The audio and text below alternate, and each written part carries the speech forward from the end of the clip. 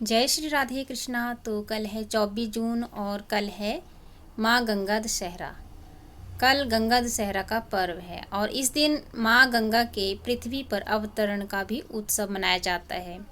दसवीं तिथि 23 जून शाम 24 जून तक रहेगी और इसलिए ये पर्व जो है 24 जून को ही मनाया जाएगा। गंगा दशहरा के दिन कुछ सरल से उपाय इस तरह से हैं। तो माँ गंगा का ध्यान करें और ओम गंगाए नमः मंत्र का जाप 108 बार करें। जल में थोड़ा सा गंगा जल मिलाकर स्नान करें। गरीबों को जल, फल, शरबत या वस्त्र का दान करें। भगवान शिव का अभिषेक करें क्योंकि माँ गंगा शिव जी की जटाओं से पृथ्वी पर अवतरित हुई थी। घर में गंगा आरती या गंगा चालीसा का भी पाठ करें। माँ गंगा की कृपा आप और आपके परिवार पर सदैव बनी रहे। माँ गंगा के दशहरे के इस पावन अवसर पर स्नान, दान और जप अवश्य करें। अब सुनेंगे आप गंगा दशहरे के दिन सुने जाने वाली कथा। जय श्री गौरी गणेश जी की। धार्मिक मान्यता के अनुसार गंगा दशहरा का पर्व बेहद ही पवित्र माना जाता है। मान्यता ये है कि इस दिन माँ गंगा स्वर्ग से धरती पर अवतरित हुई थी, इसलिए इस दिन गंगा स्नान और व्रत का विशेष महत्व होता है। इसे पुण्यदायी पर्व भी माना जाता है। गंगा दशहरा के अवसर पर मंदिरों में भगवान शिव का विशेष अभिषेक भी किया जाता है। साथ ही मोक्षदायिनी माँ गंगा की विधि विधान से पूजा अर्चना करके सुख, शांति और मोक्ष की कामना करते हैं। अब सुनेंगे आप कथा। तो पौराणिक कथा के अनुसार जो है श्री राम के पूर्वज चक्रवर्ती महाराज सगर की 2 रानियां थी, केशनी और सुमति। केशनी से असमंजस नामक पुत्र हुआ जबकि सुमति के 60,000 पुत्र थे। असमंजस के पुत्र अंशुमान थे जो धर्मपरायण, विनम्र और देवताओं तथा गुरुओं का सम्मान करते थे। महाराजा सगर के अधिकांश पुत्र अहंकारी और अत्याचारी स्वभाव के थे। उनके व्यवहार से स्वयं देवता भी दुखी रहते थे। असमंजस के दुष्ट आचरण से व्यथित होकर राजा सगर ने उन्हें राज्य से निष्कासित कर दिया। एक समय महाराजा सगर ने भव्य अश्वमेध यज्ञ का आयोजन किया। यज्ञ का घोड़ा पृथ्वी पर विचरण कर रहा था, तभी देवराज इंद्र उसे चुराकर पाताल लोक ले गए और कपिल मुनि के आश्रम में बांध दिया।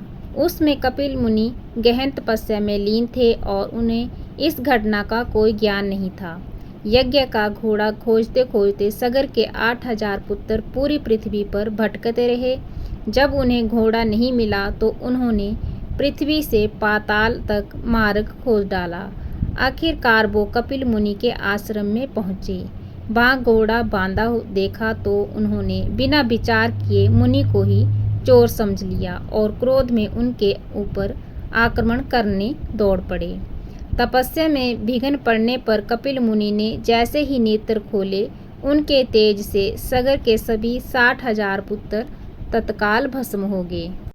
पुत्रों की मुक्ति के लिए राजा सगर के वंशज भागीरथ ने कठोर तपस्या की।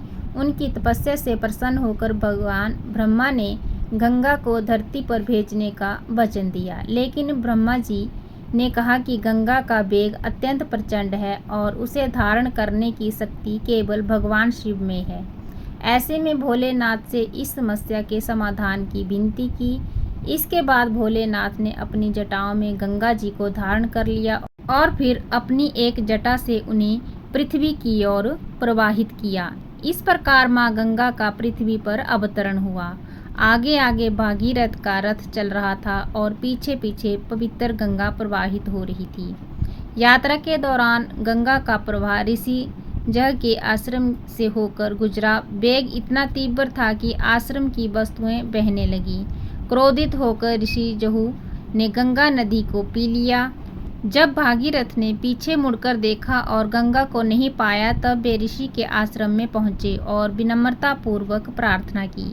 उनकी प्रार्थना से प्रसन्न होकर ऋषि जोहू ने गंगा को अपनी दाहिने कान से पुनः प्रकट किया। तभी से गंगा जाह्नवी नाम से प्रसिद्ध हुई।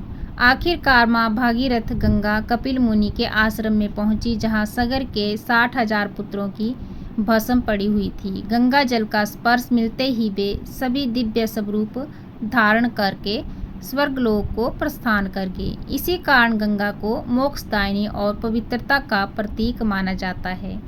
गंगा दशहरा के दिन गंगा स्नान करने की परंपरा तभी से चली आ रही है। जिस दिन माँ गंगा स्वर्ग से पृथ्वी पर अवतरित हुई वह दिन ज्येष्ठ शुक्ल दशमी का था, जिसे गंगा दशहरा के रूप में मनाया जाता है। ये थी छोटी सी कथा। उम्मीद करती हूँ कि आपको मेरी ये कथा अच्छी लगी होगी।